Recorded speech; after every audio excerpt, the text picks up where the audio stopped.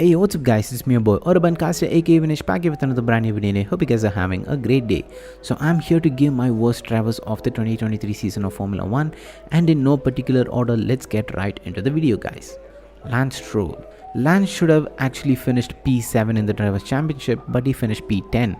Not only that, he also costed Aston Martin big time in the Constructors' Championship against McLaren, the fight that came down to the last race of the season.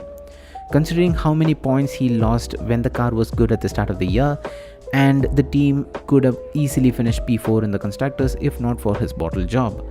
Certainly his performance improved as we neared the end of the season, but his performance and consistency need to be improved for next season, because if this trajectory of performance continues, he's gonna cost the team big time in their overall result.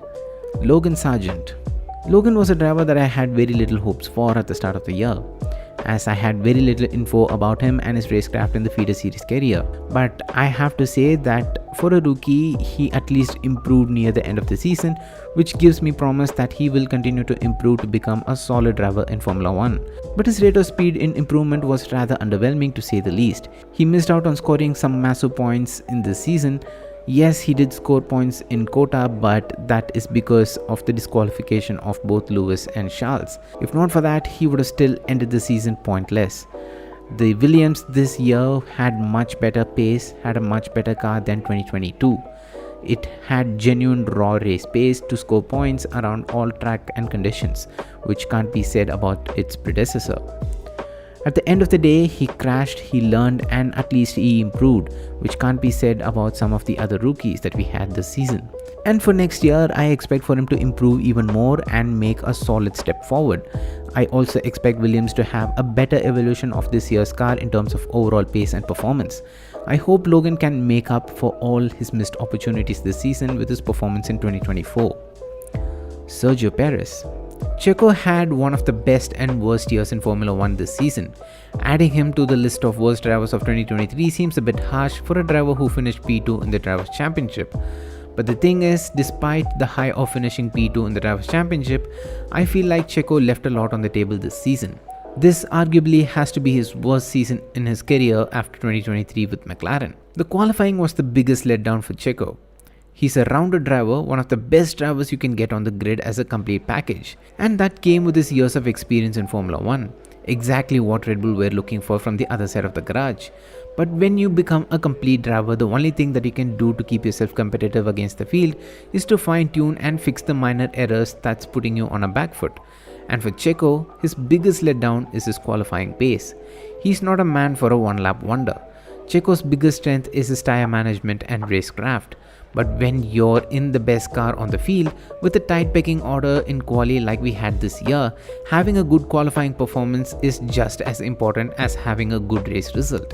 Other than the first 4 to 5 races, Checo has not reached his best version this season. If not for fighting his way through the field, he would have finished on the podium at least 3/4 of the season, which would have secured him P2 in the championship a lot earlier, and the fight for P2 wouldn't even have been a thing to consider with how much fight there was going on behind him. I hope he uses this winter break wisely to reset and focus on everything that has let him down this year and further sharpen his strengths to come back stronger for 2024. As let's not forget, he's fighting for his seat next year as well, so he can't afford to have a rough season like 2023 in 2024. Nick De Vries. I had high hopes for De Vries this year with his performance at Monza in 2022 for Williams, but he was the biggest shocker for me in a bad way. I expected him to step into that team and immediately start to outperform Yuki, but it was the other way around. He had 10 races to prove his worth to be retained, but honestly, I think Red Bull did the right thing. For a driver who has had such a strong racing pedigree, he was making too many mistakes and his pace wasn't impressive either. Red Bull is a serious team when it comes to assessing their drivers, and they are critical and demanding from their drivers. And that's how we got drivers like Sebastian, Max, Daniel and Liam. The drivers who can endure the pressure and live up to the expectations of the team gets to shine, and those who fail gets booted. So I think for the money spent, the team setting high expectations and targets for the driver to achieve is fair. Nick though came from the Mercedes driver program. He was relieved from the Mercedes camp to join AlphaTauri.